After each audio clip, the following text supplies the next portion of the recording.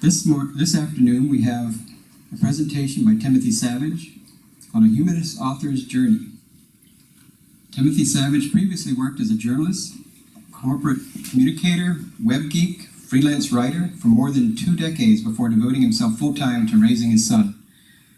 He will just be discussing his first published novel, Davey's Savior.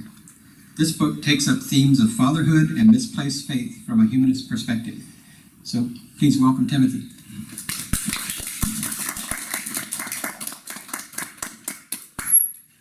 Thank you for the introduction, much appreciated. Hi, my name is Tim Savage. Thanks for having me here. I appreciate the opportunity to get here and talk and speak and blather on. At least I hope I won't blather too much, but I tend to be long-winded, so if I get too long, chuck something in my head. That's the best feedback for me. I know a lot of people want to forget all about the presidential campaign and kind of block it from memory or use it to work on something. But I want to risk that, and I want to just start with a moment from a different campaign. This was actually the vice presidential debate back in 1992. For those who may remember that, you had Al Gore versus Dan Quayle versus somebody else on stage, somebody nobody recognized. His name was Admiral James Stockdale. He was Ross Perot's running mate, and I believe to this day that he made 2 of the most succinct statements in debate history. One was about a woman has a right to choose, period. That's how he answered the question. How refreshing. The other was the greatest debate opening line in history. He said simply, "Okay, who am I? Why am I here?" I think that's the question I need to answer. Who am I? Why am I here? As existentialist as it might be. My name is Timothy Savage. I am, as I describe myself on Twitter, a pushing 50 curmudgeon. I am a full-time dad. I am a freelance writer. I'm a nerd. I can do this with the best of them. I am a nice guy no more, which means I've had to toughen my hide pretty significantly over the last few years because of one thing or another. I am graying badly, although somebody will look it up and go, haha, just you wait. And I also describe myself as being beleaguered since 1990, just because the responsibilities of being a grown-up and trying to get through life can make somebody feel a little bit beleaguered. I'm related to neither Adam Savage nor Michael Savage. I admire Adam. I have to point out, Michael does not even use his real name. My real name is Timothy Savage. And I am a work-at-home full-time father. That's kind of a rare breed these days, but I've been at home working as a freelance writer with my son, who is special needs and is now turned 12. That may explain some of the gray. Today I'm talking for myself, no one else. Any opinions expressed are strictly my own. And I am the author of a book called Davey's Savior, which is down here up front, and I'm going to talk about that in a little bit. It's nice to know I'm on friendly turf, though. I am a humanist. I have always, some people look at that and they go, well, what in the world does that mean? And I know you're all well versed in the definition. The one that I like comes from Kurt Vonnegut, who was the head a long time ago of the American Humanist Association, in addition to being my favorite author. And he said simply, I am a humanist, which means, in part, I have tried to behave decently without any expectation of reward or punishment after I'm dead. I like that definition. It's kind of subtle, succinct, and it really talks about what you do as opposed to what you believe necessarily.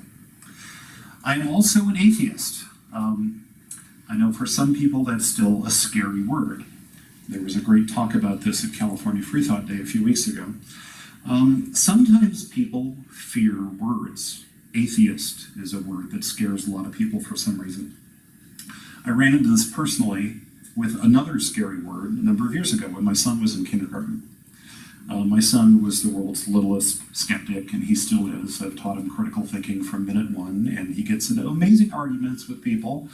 In fact, his school principal, his first school principal, upon the first time he got in real trouble at school, said, boy, this kid can argue and debate. And he can. He has a gift where he can be presented with any set of rules and instantly find the valid exception and then promote that.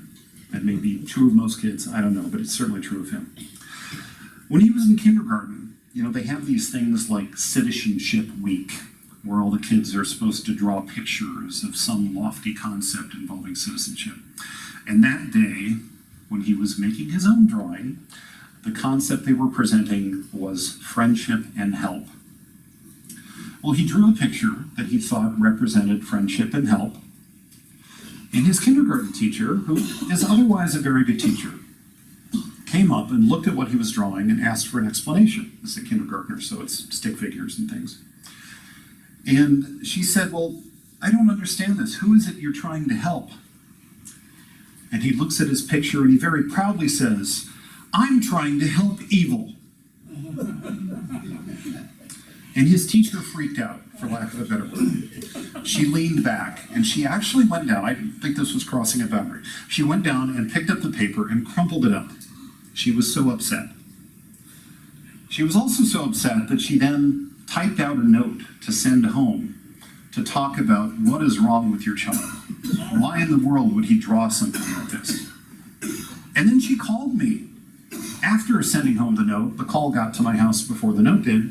Again, very upset about this concept. What in the world is this child doing trying to help evil? Well, I have to let you know, I've seen the face of evil, and so has my son. I need to show you that face now.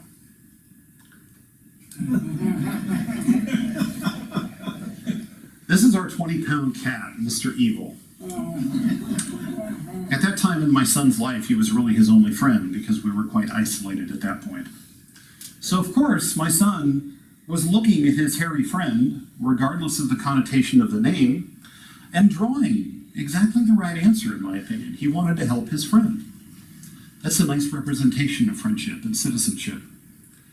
The cat was so named not because he is actually evil, but he simply looks that way. Okay, we're a little lookist here. He doesn't have any particular special powers or anything like that, with one possible exception. He can make himself invisible. This was a treat for Mr. Evil's birthday a couple of months ago. Yeah, we celebrate cat birthdays. Can you imagine that? I had gone down the street and gotten a rainbow roll from the local sushi bar, which is all tuna on top because I'm allergic to shrimp. And he always tends to appear and kind of hover in the background like that. That's an aside. But with it, words can make people afraid. And the word atheist seems to make a lot of people afraid. It's one of the reasons I wrote my book. So part two, that's who I am. Part two is, what am I doing here? Well, a few weeks ago, I had gone to attend California Free Thought Day. I had been there at a table for my book, Davey, Savior, to introduce it. I'm going to talk more about the book a little bit later. And as part of that, and unbeknownst to me, I was to participate in an author's panel. They invited all the authors who were there tabling other books to come up and present to the group. I don't mind public speaking. I like to be able to prepare for it. This was more extemporaneous than anything else, and I got up there with some very distinguished people, like David McAfee and a few others. And I just spoke from the heart about what I had put in my book and why I wrote it and what I was trying to do with it. And that caught the attention of your friend Debbie Allen, who came up to me after the meeting and said, you know, why don't you come and talk to us? You've got a lot of things to say that seem to mesh with our beliefs. And great, I accepted that offer. I thought it was going to be in February or March, but thanks to a postponement, I'm here today, which is just fine. And that may be a good thing, because I kind of want to keep things light today. I know we've all had a hell of a week, myself included. But that said, when I was up talking on the author panel, again, I was just speaking from the heart about what I believe and why I wrote the book the way I did and all of that. The book is maybe a little unusual. It's called Davey's Savior. It is fiction. It's a novel. And it started out as a NaNoWriMo effort. Does anyone know what NaNoWriMo is? Good, I've got a friend here. I know I have a room full, but I'm going to point him out. NaNoWriMo is National Novel Writing Month. This is an event for crazy people, of which I am one, where the goal is to start with nothing and write a certain number of words a day to get to 50,000 words by the end of a 30-day period. Sir, are you happen to participate this year, or are you... I'm a writer, but I'm not a novelist. Okay, I'm okay. an essayist. Excellent. But I belong to the South Bay Writers chapter, California Writers Club. So there's probably a lot of people at this point lamenting about falling behind because it's week 2 and all of that. NaNoWriMo is a lot of fun. It's a way of just getting words onto paper. It was founded by a gentleman in the Bay Area named Chris Davey, who started this event as a way of just helping people to kind of get off their chair or get into their chair, as the case may be, and write a whole bunch of words. But he has a book that goes with it. It's called No Plot, No Problem, and it's meant to be a step-by-step guide about what the writer will be feeling as they move through this process. For some, it's quite arduous. And the first thing he starts with is he says, well, in addition to committing the time, in addition to committing your heart and your soul to what you want to write, the first thing you need to do is write what he calls Magna Cartas 1 and 2. And this is a list of the things that are important to you that you would like to see in a book.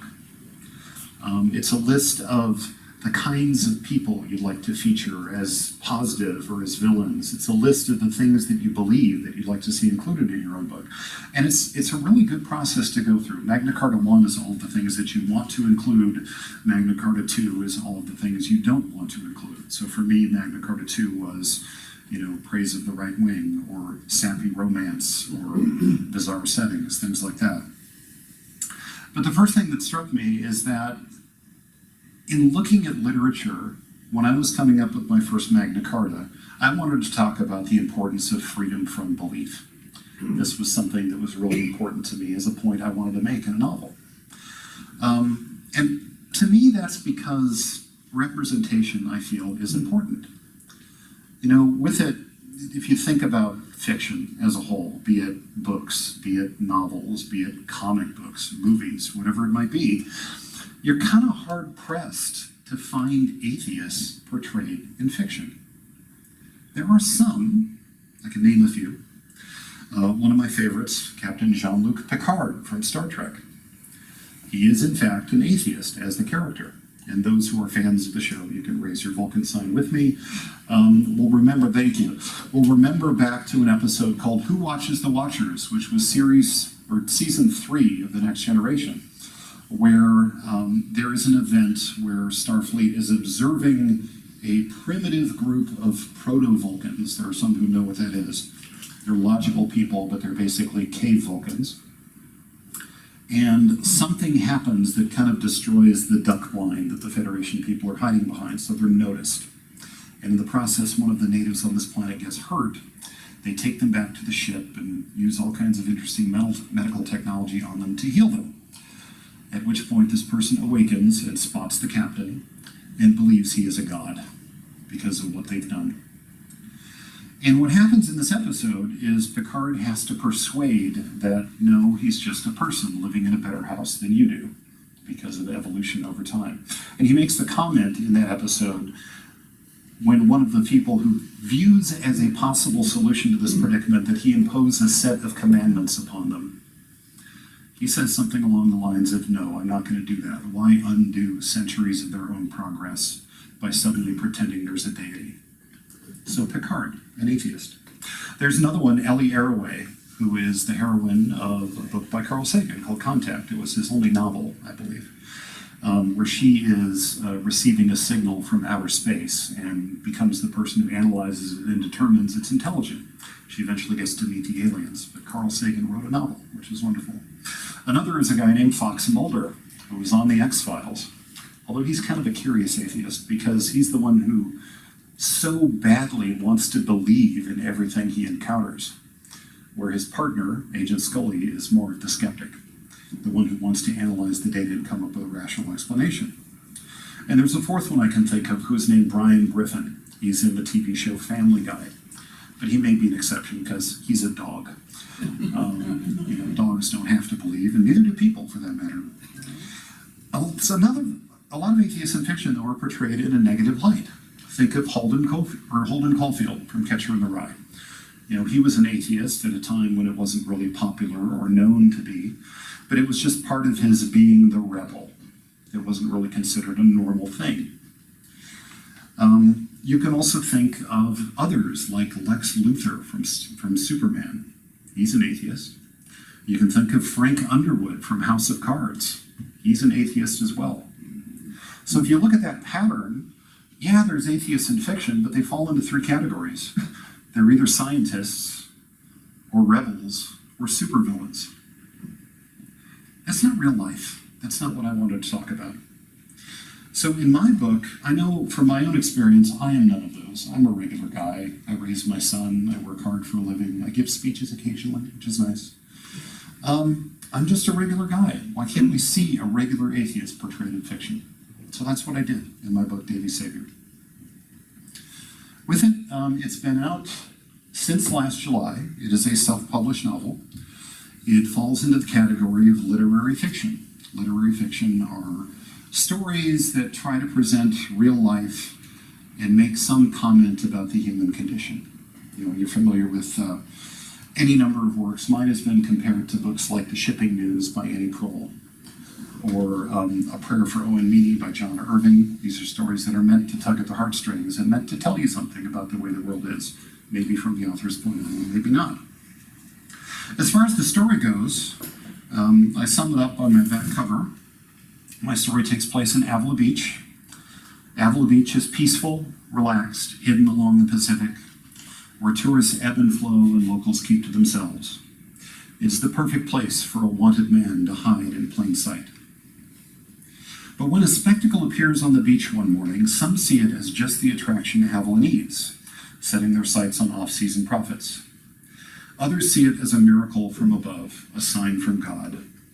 But 4-year-old Davey, in hiding with his fugitive father, sees it with wonder, wanting only to explore. As eyes and cameras converge, Davey is unaware of the threat they pose to himself, to his father, and to his very life. After years in hiding, will a miracle expose two people who cannot afford to be found? And who will be Davey's savior? That's the gist of it. Now, when I presented this at Free Thought Day a few weeks ago, which was great fun, I really enjoyed that experience, I was met by somebody in the lobby afterward. And he appreciated what I had to say, but he looked me in the eye and he goes, "Tim, why didn't you write a real book?" How do I answer that? There are plenty of other atheist or humanist works out there. I know we've got some that are on the table in the back. There were others that were being presented at Free Thought Day, and there are others that have been bestsellers. What I've seen of those is that they tend to be really intellectual and really philosophical, and they tend to fall into the category of constructing carefully crafted arguments that are meant to persuade anyone. There's nothing wrong with that. I mean, I can think of The God Delusion by Richard Dawkins. Good example. I can think of God Is Not Great by Christopher Hitchens. I enjoyed both of those books. And there was a third one that came out, the featured speaker at Free Thought Day, called Foundational Falsehoods of Creationism by Aaron Ra. These are all books that are based on logical, sound arguments that are really meant to be more intellectual than anything. And that's okay. But I think I was going for a different audience here. For the average reader, to me, those carefully crafted logical arguments can be a little terrifying, frankly. Someone has to remember a series of steps in thought to be able to get their point of view across. And to the average person, I don't know, maybe that's scary, or maybe it's incomprehensible. I don't know. But that's why I wanted to write a story. And before I go on, there's a third category of the books that we see. They're kind of the how-to guide, if you will. And I know you've got a few of them back there. You know, there was one presented at Free Thought Day by David McAfee, young guy, I can say that now, called Mom, Dad, I'm an Atheist.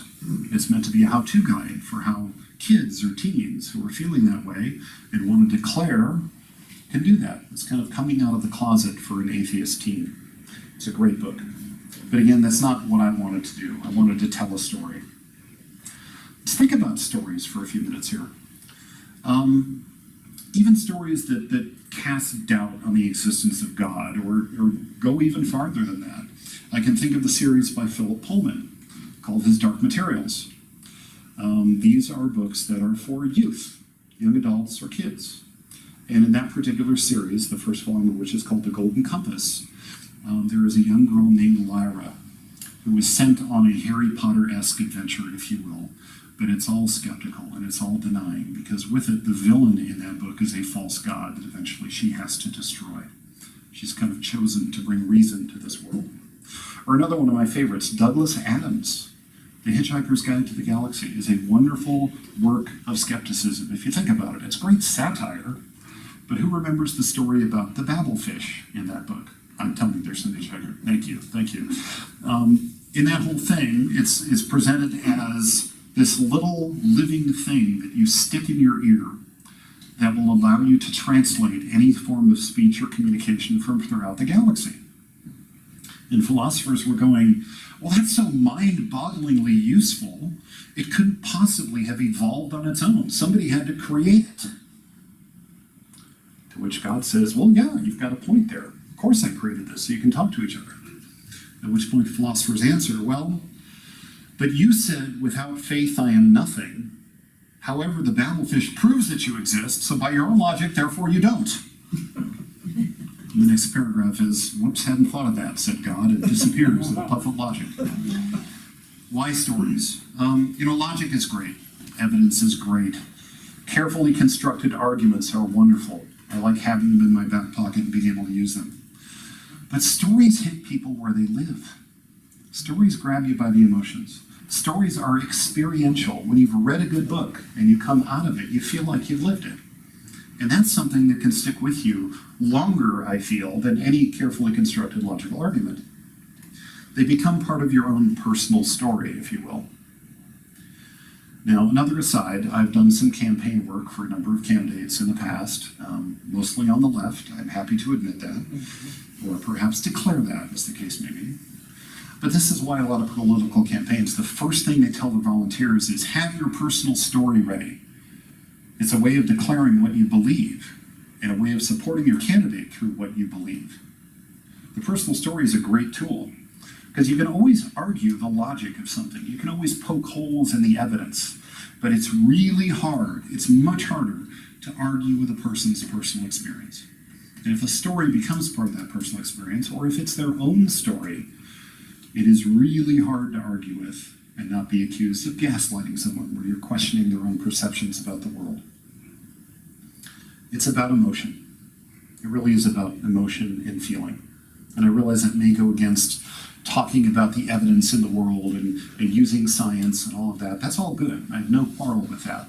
But sometimes emotion can push you over the tip. Think about this. I can read you a fact and just tell me how you react to this fact. Yellow Labrador Retrievers, the dog, are good family dogs.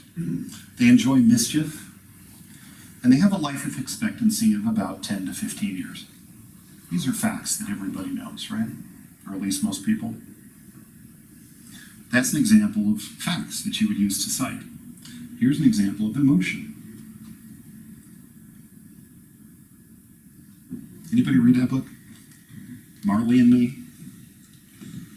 It was a really brilliant memoir about a dog named Marley who was beyond mischievous. And I'll spoil the ending for you. At the end, the dog ages and dies. And there's a very poignant scene where they were taking this dog to be put to sleep after 15 years with him. Anybody who hears the fact that the yellow labs have a life expectancy of 10 to 15 years, that's a fact. But if you knew about Marley, that's part of your experience. And that's how emotion gets to you. Now, I'll admit, when I was writing my novel, I was playing with people's biases a little bit too. It's kind of fun when you're an author. You can say, I want to come up with somebody that they really ought to hate, and then make them like them. Or I ought to come up with somebody who'd be nothing but respectable in the eyes of the community, and make them the villain. That's exactly what I did in this book. It was a lot of fun. But the other thing that has surprised me as an author, and this is maybe something I wasn't expecting, everybody who has read Davey's Savior so far has come away with a very different interpretation, their own. And I'm okay with that. Some saw it as atheist inspirational.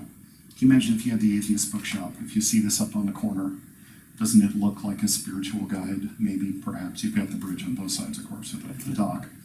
But some saw it as an inspirational story for atheists. Others saw it as a pure survival story. What happens when something terrible happens to you? How do you survive? How do you move on? I think we're all about to learn that. Some saw it as a story of a father's uncompromising love. One person told me that it made a powerful statement to them about what it means to have a true faith. This is one of my early readers. I sent it to a friend in Oregon who is a avowed Christian and admits she falls on the left side of the political spectrum. That's how she interpreted it, which it was nice for me to hear that. When you put a book out there, though, you get a little nervous. You've spent your whole series of months locked in a room, probably, pouring out your heart. Who's the person who said writing is easy? You just sit down at a typewriter and open a vein. That happens. But you get it, you put it out in front of people, and then you start hearing reviews, and you can be terrified of what people are going to tell you about your book. I had one person who shared their review with me. They said they weren't sure they were going to like it, based on what I told them it was about. And she wrote to me, but she got to the last chapter, and she didn't want it to end. It was moving and thought-provoking, she felt. And she wondered if she would have made the same decisions as the characters. I have another relative who's very close to me. She's very, very Catholic. I have no problem with that. This is what she is. But because of that, I was terrified of her reading this book, because the book really argues against faith. And she calls me one day and she goes, "Tam, I really want to read your book. Can you send me a copy?" I'm like, "Well, I don't have any to send. I'm sorry. Could you just order one if you really want to read it that bad?" "Okay." So she does that. I get another email a week later. "Tam, I ordered your book. It just arrived. I can't wait to dig into it." So I'm thinking the clock is ticking now. She's going to disown me after this. And about a week later, I got a phone call. And it was, "Tam, you kept me awake until 2 in the morning reading that book because I just had to know how it ended. I loved it." And I about had a heart attack because I was not expecting them at all to like the book, but they did. So maybe there's something in there for everybody, not just our friendly humanist atheist crowd, but maybe there's something there that's touching people. At least I hope there is. That's what I tried to put into it. Now, I'd mentioned earlier this relative of mine who had said these things was a Catholic and still is. That's wonderful. They actually do docent tours at one of the missions in Central California. I, too, was raised in the Catholic tradition. I have no qualms about saying that. But I kind of had doubts early on, because so much of what I learned having gone to Catholic grade school and Catholic high school and all of that was about shame and about guilt and about feeling so terrible about the way you are that you absolutely grow dependent upon this organization to help you through it. It was manipulative to me. I originally told people that I felt I had kind of an immature attitude growing up in that tradition, because what I was hearing from them was everything you do is bad. That's the message I got. So it was either poorly delivered or I hit the nail on the head. I don't know which. But with it, later on, as I grew older, I started having a more mature attitude about it, was able to take in more facts, and I was able to modify my statement about it to be everything you think and do is bad. So it wasn't just about what you're doing, it's about what you're thinking. It's almost Big Brother, thought crime, all that. And I had this reaffirmed a couple of weeks ago at a pretty sad event. We have some friends of the family who live just south of me. I'm in Fresno, and they live just south of us. And they had 2 natural daughters and adopted 2 sons, one of whom is my son's age. And because of whatever, still not exactly sure what occurred, but he went for a walk one evening with his adoptive father, and something went wrong, and this kid literally dropped. 12 years old, excuse me. They investigated, they found he basically had a brain aneurysm at that age and dropped. We wanted to be very supportive of that family, so we went ahead, did everything we could to support them. We also attended the funeral, and a funeral for a 12-year-old was a horrible occasion. You're watching the parents in the front row, and your heart is just sitting there bleeding for them. And say what you will about funerals. I walked out of this one almost offended. And it's strong to say that, but what the priest was saying was not meant to deliver comfort at all. Isn't that the purpose of a funeral? Comfort? Closure? He kept saying things like, we hope this little boy will earn his way into heaven. We hope that people pray for him enough to make sure he's forgiven for whatever bad things he did in his life. Were I the parent, I would have walked out, or better off, not even walked in. But that was the experience anyway. And then I get criticized for being an atheist? I'd rather not be. But that said, this is what my book is about. And I want to read a little excerpt from it. This takes place roughly in the middle of the book. But it really gives a lot of the philosophy of one of the main characters. His name is Sketch. He is a father. He is raising his child on his own. And he is in hiding. We don't know why. I don't want to spoil it. But there's also a pastor that is intervening in his life. And this is really where he declares his statement. To the pastor, a backhand to a lover or a child was not abuse. It was discipline, tough love. Bruises to the flesh would heal, but disbelief, atheism, especially in a house with a child, was abuse of the highest order. Atheism was child abuse. Bruises to the eternal soul were permanent. The pastor did not know if this would succeed in court. It was a card to play, one he knew might succeed in his community's eyes, so he told the world. We are seeking full custody of her daughter because the father doesn't believe, her attorney stated before the cameras, and reporters from all over conservative born-again La Jolla recording every word. This is to protect the child and to establish an important legal principle in California custody matters going forward. Currently, if someone takes action that hurts a child, our system holds them legally responsible and protects the child. As we will pursue, atheism is child abuse. It inflicts physical harm upon a child today, and although this is outside the authority of family court, eternal harm to their soul. No child should be in the custody of a parent who hates God. The conservative press ate it up. Sketch didn't see it coming. The statement made, the salvo fired, he had time only to react, to make a statement of his own. Standing in front of the press for the first time, he made his stand. Ridiculous, he said, responding. First, no one is an atheist because they hate God. They simply see no reason or evidence for such a thing to exist. There is no God to hate. How can you hate something that isn't even real? Cameras clicked. Reporters scribbled notes. Non-belief is a natural state. No one is born a believer. Instead, they have it drilled into them from an early age. It comes from outside, from being told, not from within. But what we atheists do hate is the false authority and hypocrisy that comes from that religion, the father said. People using it for power, shoving it down the throats of others, convincing them to worship and tithe out of fear of punishment. Or they use it to build hate. Hate of anyone different. Hate of some enemy. It's easy to hate when you think God's on your side. The father stopped and sipped some water on camera, his hands steady. I want to save my children from that kind of hate, that kind of suspicion and fear. I want them to be curious, to explore, to learn things from the evidence, and to carry that knowledge forward with love.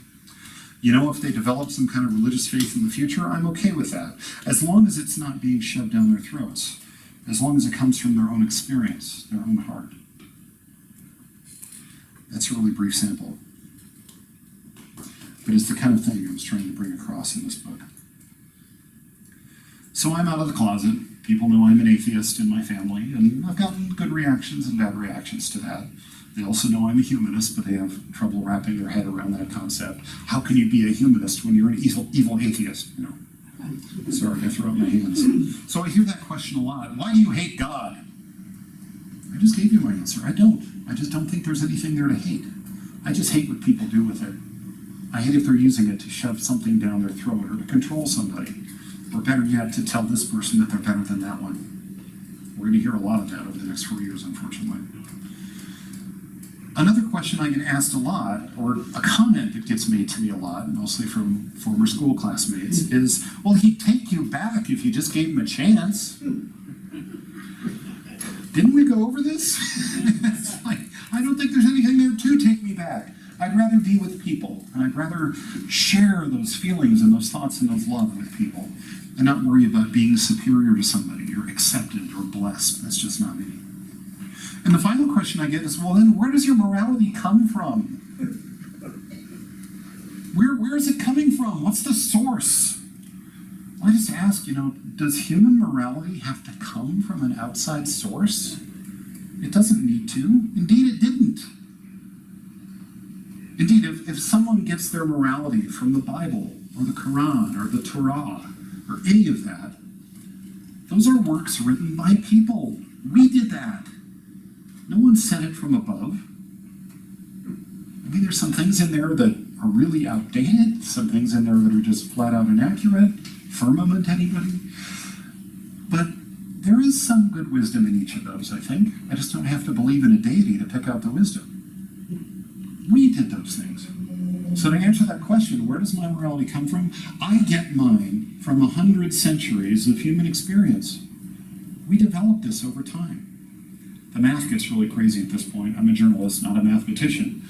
But I talk about 100 centuries of human experience. The reality is it's a lot more than that, because in this room, with 25 or 30 people here, multiply that by our ages, that's how much human experience we have in this room, and we're sharing it with each other. Multiply that by all the people who've lived over time, and you're getting literally into the billions of years of human experience developing a morality. And people disagree about morality, because people are going to disagree about stuff, but that's where mine comes from. I know there's value in those works. You don't need them to be inspired by a deity or somehow supernatural. Douglas Adams, who I mentioned earlier, said, isn't it nice that the garden exists? Do you have to believe that there's fairies at the bottom of it? I mean, I'm okay with the garden. And to boot, the Bible, the Torah, the Quran are not carefully constructed logical arguments or lists of evidence. They're stories. They're stories that have stuck with people and lived in a human experience since they were written. So I'm not saying I was trying to write a Bible, not by a long shot, but I think people react to stories. So that's really my journey as a humanist author. It's my story. It's one of any number of hundreds of billions of ounces of human experience. That's just mine. What I want to say, though, is don't be afraid to share yours. One of my favorite fictional characters, and this is going to classify me as more than just a Trekkie, came out and said, we're all just stories in the end. So make yours a good one. That's what I hope to do. Anyway, again, I'm Timothy Savage. My book is called Davey's Savior. It is a work of fiction, but I like to feel it's an inspirational one. I am going to have, I do have copies available here. We'll come back to that. Sorry, I pushed the button too many times.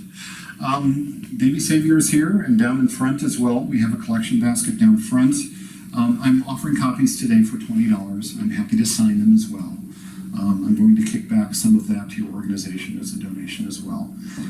It's also on Amazon and CreateSpace. If anyone is paper-free, they can certainly get a copy through Kindle as well. I just can't sign a Kindle copy because it wrecks your screen, so I won't do that.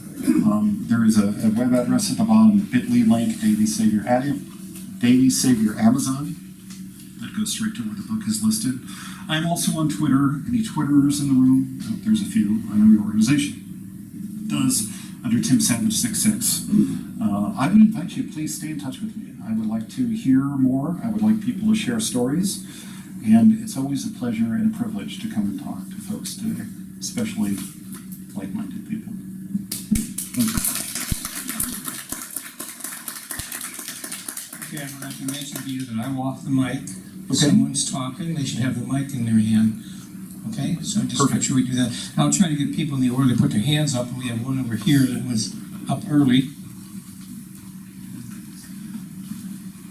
Hi, I've been a non-believer all my life, and I know that for people who used to be Christian and changed, the concept of becoming an atheist is much like an alcoholic not drinking as opposed to somebody who never drank in the first place. But I've always liked the term realist instead of atheist, because atheism defines you in the context of something that doesn't exist, where realist defines you in terms of reality, and then then you're the one who is the realist, and compared to them who have turned their back on reality, and and it just switches the context. And I was just wondering what you thought of that.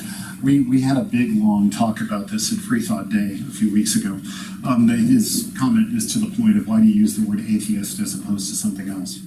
And one of the guest speakers there was David Silverman, who is the head of, I forget which organization, but it's a prominent atheist, non-believing organization nationally. And he really encouraged people who don't believe to use the word atheist, simply because it's far less vague than anything else you could use. We hear terms like, I'm a free thinker, or I'm a realist, or I'm a non-believer, whatever it might be. Each of those has a certain amount of vagueness to it, where atheist simply says, I don't believe in a God or a deity. It's really, really clear. Some people take it, again, to be a word that they're afraid of, but I've kind of taken it to heart at this point. I'm using it because, to me, it's less vague. I think realist is less vague because everybody understands realist is reality. You know, it's a very common word. Yeah, I don't I mean... disagree with David Silverman on that. That's fair. We all have different opinions, which is totally fine. But with it, I liked what he happened to say about it, because I could hear the word realist and think, you know, are you a special effects technologist? Are you, you know, someone who, you know, just thinks of things according to their own reality or whatever it might mean, which is okay. I mean, people define themselves as they want to. I just try to shorten the number of labels I attach to myself, and with this case, atheist seems to be the one that fits. Anybody else have any questions? Wow. You know, I was thinking of a few people that I did know that were on television shows like The Mentalist, for example. Mm-hmm. Eventually weaseled way back away from that. If you notice, I loved that show, so I saw the whole thing. Mm-hmm. And that surprised me, but I suspect it's from outside pressures to modify his stance. And there was one, I forget the one about the doctor. He's played by an English actor. House. House, right, yeah, he was another one very strong. Has anybody else got any other questions? Well, I know with House, he tended to be a very acerbic character. So again, it's kind of the mastermind, villain, scientist cliche, if you will. Mine is a guy who does sketch art. So he's not any of those things in this book. But there are other people who are portrayed in the book as well. There is a younger woman who is a marine biologist who is really, really trying very hard to become a mother. But there's a couple of very big obstacles in her way. So is she going to rely on science to do it? And there's a third character who is a coffee shop owner. He happens to be a born-again Christian. And with this, he's a popular figure in Avila Beach, fictionally, not real.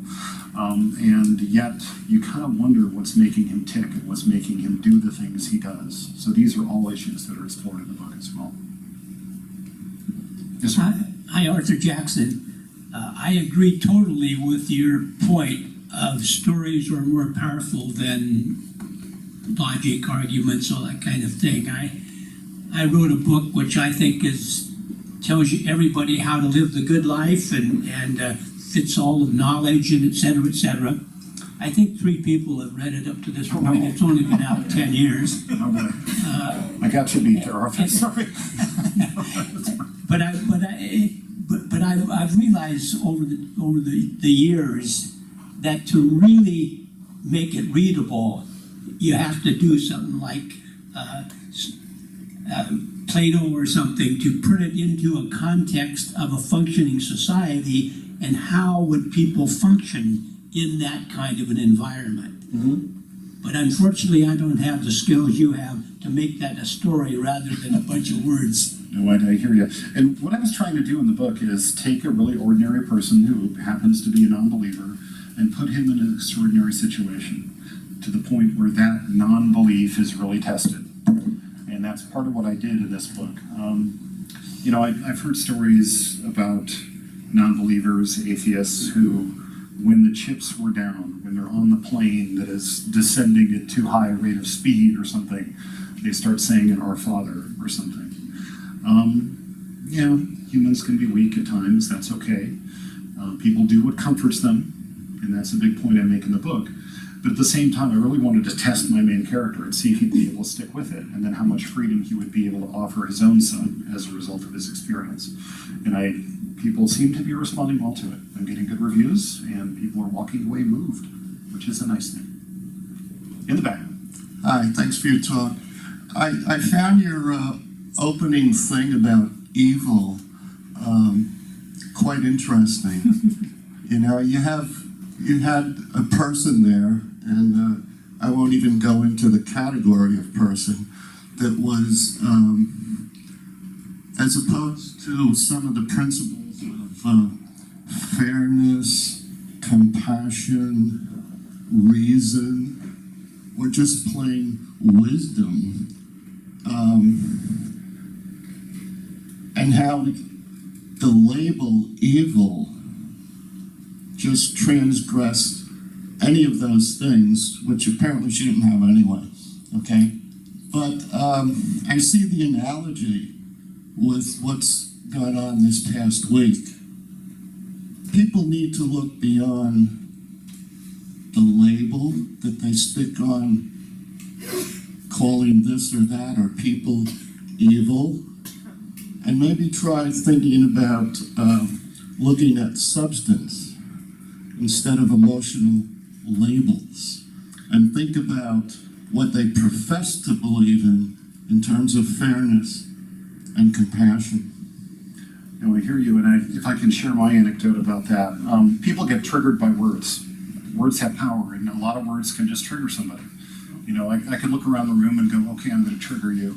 President Trump, and I see winces in people's eyes, and I get that, don't worry. But my own story is that last Tuesday, I was in a room full of professors from Fresno State, and we were watching the election returns, and this is a great egalitarian group of people, all very forward-thinking, all that, and the night for the people in the room just kept getting more and more depressing and grim, so much so that they denied the kids attending the cake.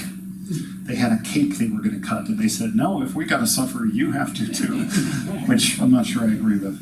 But my son was there, and he's 12. He is ADHD, ADD, ODD, Asperger's, whip smart, very much special needs. And he left that party angry at the result. And the next morning, I went in to get him at 6 in the morning, and I could just tell two things were going on with him. One, he was sad. And two, he was filled with dread based on that election result. I mean, he's heard all the analogies, he's heard all these political ads and everything going on.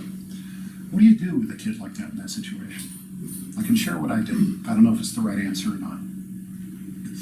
But what I told him is, first and foremost, as long as we are together, as long as you and I are next to each other, you're safe. I'm never going to stand idly by and allow harm to come to you as a result of this decision. I can keep that commitment with all my heart. The second thing I told him, and maybe this goes to what I think you were talking about, was seeing the evidence. I told him that we need to watch this very closely. Nothing has happened yet. No decision has been made other than the election itself. But what we need to do is watch this and see what starts occurring. See if people start hating each other. See if we start getting policies that are repellent and offensive to our human rights and our government rights and all of that, and to our neighbor.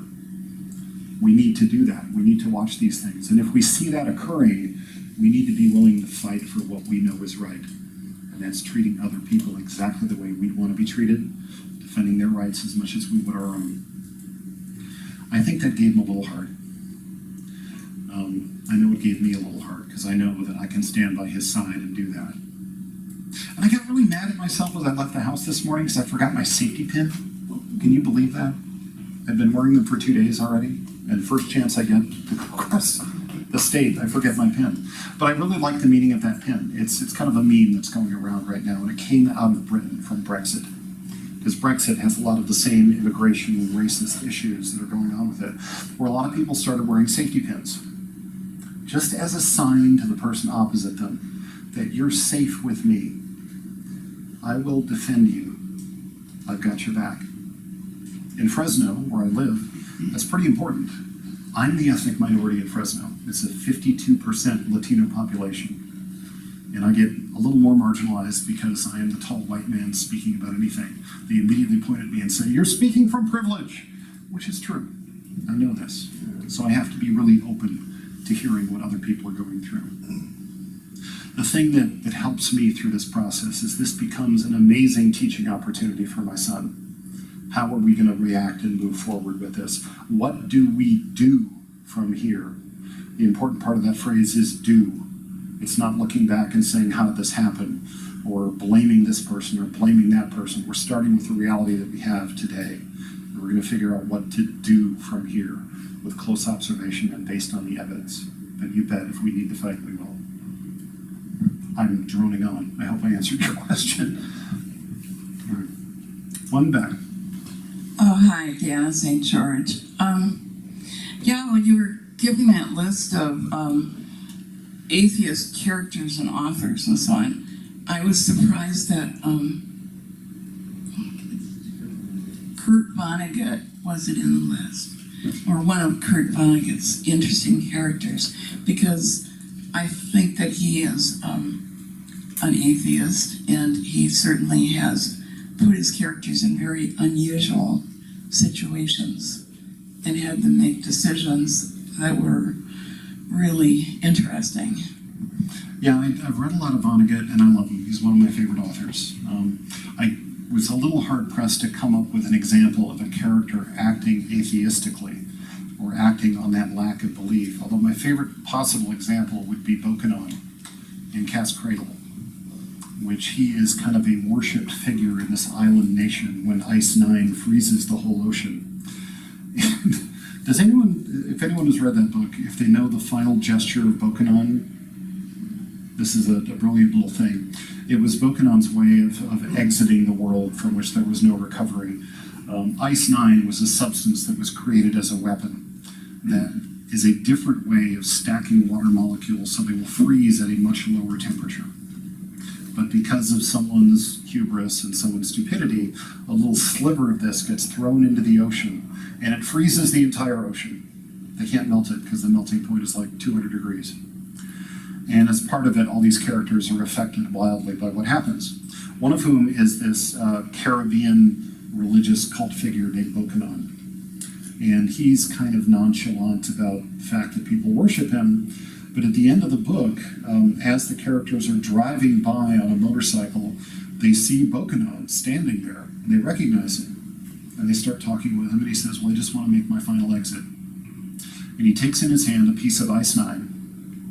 He lays on his back, extends his middle finger skyward, and eats the Ice Nine, freezing himself like that for eternity. So that was his way of saying, no, I don't buy this. A little rough, but this is Vonnegut we're talking about. But no, I take your point. In the back. Just a comment. I like your emphasis on stories and as a way of teaching and as a way of formulating, embodying our beliefs. We had a speaker, in fact, at one point I thought, well, maybe you were the guy who spoke a couple of years ago and started his talk with saying, know your Bible. Know what the stories are. Mm-hmm. And it's true of really every religion. They're built on stories, or the truth of the ancient religions anyway. We'll have to see if the Church of Reality really finds a way to grow through the use of stories. But there's a good precedent there because all of them are characterized with their stories. Well, stories stick with people. People remember them. They become experiential. It's almost like you've lived it yourself. And because of that, they seem to me, anyway, to have a longer life. Just to add to your list, the protagonist of Kim Stanley Robinson's Red Mars is a very out atheist. Okay. The first astronaut to arrive on Mars, and behaves quite as a humanist as well. Nice. I haven't read that one. So, thank you. Did you ever tell your son's kindergarten teacher who evil was? Oh, yes. I suppose I should end that story, shouldn't I? I was a little miffed, personally, at the way that she reacted. I tried very hard to stay calm, and I think I succeeded.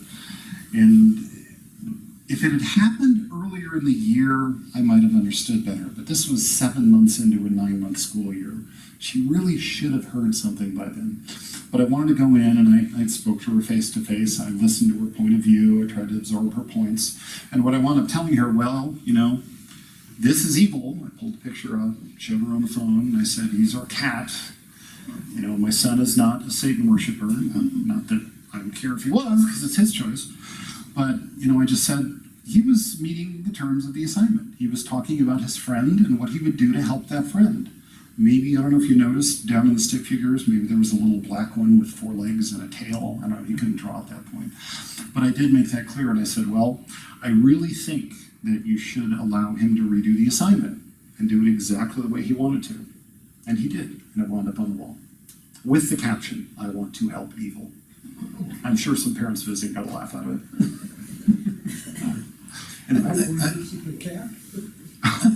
I love that story too. And if evil could have been a character in a story that he had heard, or you know, the embodiment of evil, and I can see a child having empathy for the one that's left out, for the one that is universally despised. And so there are just so many lessons that could have come out of a conversation with a teacher who is a little more alert at that point, a little more empathetic or open to, you know, there are just so many good, positive ways. And yeah, the whole thing in her case, it was strictly a trigger word, and it's one she had strong feelings about. But I admit, I'm a little bit of a subversive. I'm a little bit of a prankster when it comes to these things. We now have 2 cats. Mr. Evil is still around. He's actually world famous. If you go on YouTube and do a search for Mr. Evil hates string cheese. Now, it sounds bizarre, but it's about a 15-second video where he smells it and then retches uncontrollably. We're never cruel to our cat. It's just the way he reacted to it. And this is now an animated GIF that has appeared on Reddit and BuzzFeed and all the other sites, and the video itself has 500,000 views. It's the only thing I ever did that went viral.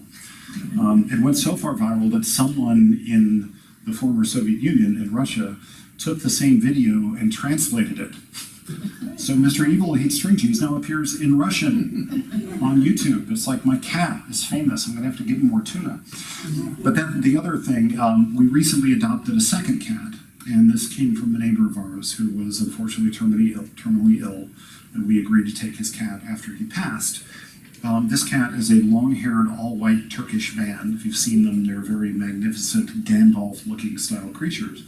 Well, his name is Tequila. So now my son goes into school and goes, I love evil, and I love tequila, and I'm going to get a phone call one of these days. I just know it. But he's just being honest, you know? What can I say about that? Oh. This is not really deep or anything, but I'm just curious about the picture. Where is that pier? And the significance of it in your book. It's cool. This is the pier at Avila Beach. At Avila Beach, where the story takes place. You know, Avila Beach is a small town. It is a real town, a little bit west of San Luis Obispo. It's right on the coast. It is the town that actually encompasses the Diablo Canyon nuclear plant. But Avila Beach has a story, and this is one of the reasons that I chose it. In the story, my main character sketch is very much a man who's trying to heal. Avila Beach is a town that is trying to heal. Does anyone know what happened in Avila Beach about 10, 15 years ago? It's the site of the biggest oil spill in California history. They had a series of oil tanks up on the hill that were owned by Unocal. And these had been leaching and leaking oil into the surrounding community for something like 40 years. It was huge. Unocal, being the wonderful corporation that they are, I had to clear my throat there for a minute, don't know why, decided to fight the cleanup in court for the better part of a decade. And they only then decided to take responsibility for the cleanup when it was cheaper to clean it up than it was to continue the legal battle. What happened to Avila Beach is the entire town was torn down and rebuilt. And this becomes a plot point in the story because one of the characters has memories of visiting there as a little girl. And she sees how much the place has changed and then wonders what's going to happen to it in the future as well. So you have a man trying to heal in a town trying to heal. And I think there was a lesson in there I was trying to deliver. Okay, so we give our speaker a hand.